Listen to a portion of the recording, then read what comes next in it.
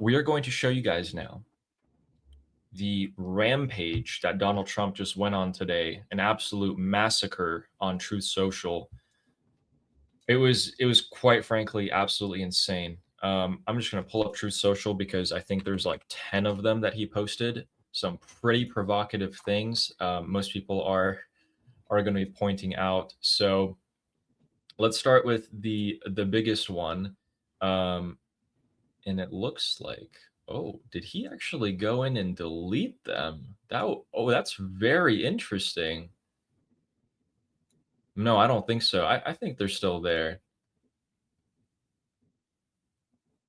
That would be very, very funny. Okay. Let's show you guys one of them here. For example, this one. Goodbye, engine room of the Islamic Republic oil tankers. And there's one other one about Kharg Island. If I can pull that up for you guys as well. We can actually find that together here. So I think it's just a Congo line of different memes that Donald Trump has posted in provocation of the IRGC. Just F-35s dropping bombs on what it looks like down there to be Iran. We just keep going down the line here. I think he just told ChatGPT to, give him more versions of the same thing at this point, because it's just, let's keep going here. There was the Kharg Island one. We got this one, FAFO.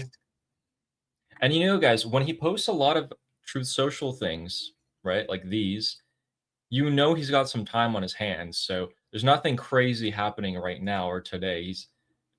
He's taking maybe a day off even, because what he does is he stands in the Oval Office. He's sitting at his desk, and there's an assistant there next to him, and he tells the assistant, he dictates to the assistant verbally, I want you to make this and post it on Truth Social. So the assistant types into ChatGPT, Donald Trump sitting on oil tanker hoisting American flag, and his assistant makes that for him. So it's a pretty funny story there. In fact, there's just multiple versions of the same thing going on over and over again. I mean, he posted this like 50 different times. Look, at this one is a good one because you got these people, I think, Durkas in what appears to be bathrobes getting kicked off an oil tanker here. But the one, again, we just got more and more. But the one that people are pointing to is this one. He's starting to post this again. Seems to be a little bit of a cycle, and that's Kharg Island. So it looks like this is back on people's menus to talk about. And it seems like, if you guys want to see what Kharg Island actually is, so if we look into the Persian Gulf here, Kharg Island is that little dot. The Strait of Hormuz is all the way over here, right? So this is Kharg Island. You can actually see all the oil infrastructure over here. You can see where the ships are actually docking and getting oil from. And it's all the way up there. But we do happen to be striking this area extremely heavily in the last 14 days, didn't we, guys? Covered that for you guys as well. So the line of blockade is right here. Pretty much covers this area right here, about 250 miles. And why would you need to take Kharg Island if you can just simply blockade any ships coming and going? Well, the question is, and the answer to that question is, Kharg Island has a lot of storage and refinery capacities. And if you take that, you pretty much immediately start bankrupting the Islamic Republic in terms of oil. All of their oil needs to come here. It sits in these tankers. Then it gets loaded up onto the ships. If you get rid of that, they can't keep parking ships there and loading on oil, acting as floating storages. Armin, do you think we could potentially see a southern invasion include Kharg Island, even though it's so far up in the Persian Gulf? So two issues. First of all, yes, if they take Kharg Island, that would devastate the Islamic Republic. So that's a huge problem for the Islamic Republic. But there's two problems with it.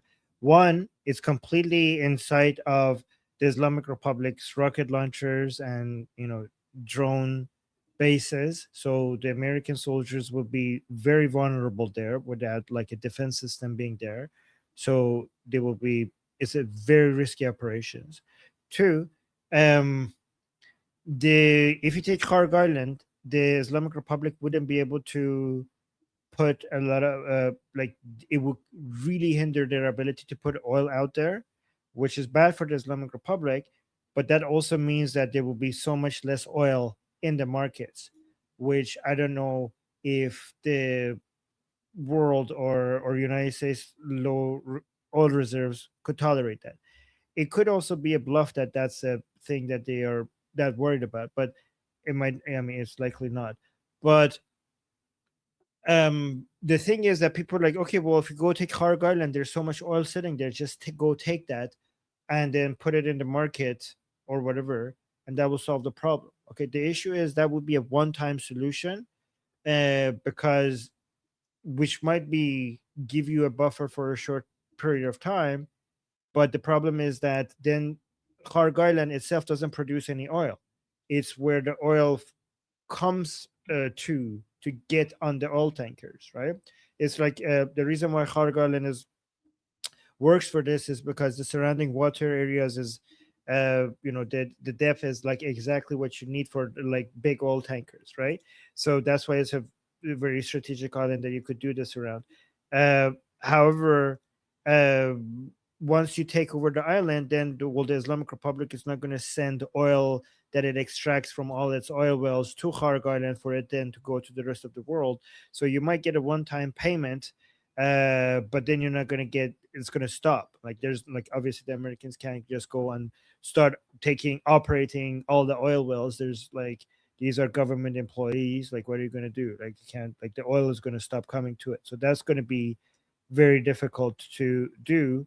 One thing you could do to take Kharg Island, um, I mean, if you wanted to do Kharg Island, you need to do two things. You need to ramp up oil production from so many other places. I don't know, maybe Iraq, Venezuela, uh, Alaska, the monkey was suggesting, to be able to replace to basically get a bit cushion, but that will take a long time to have any effect. Another thing you should be doing is basically keep how we have seen day like 12 days 11 days of bombardments, 13 days has been, yeah, of bombardments on southern Iran to basically remove radars, launching missile launchers, everything that could be a threat to the American soldiers on any of the island in southern Iran.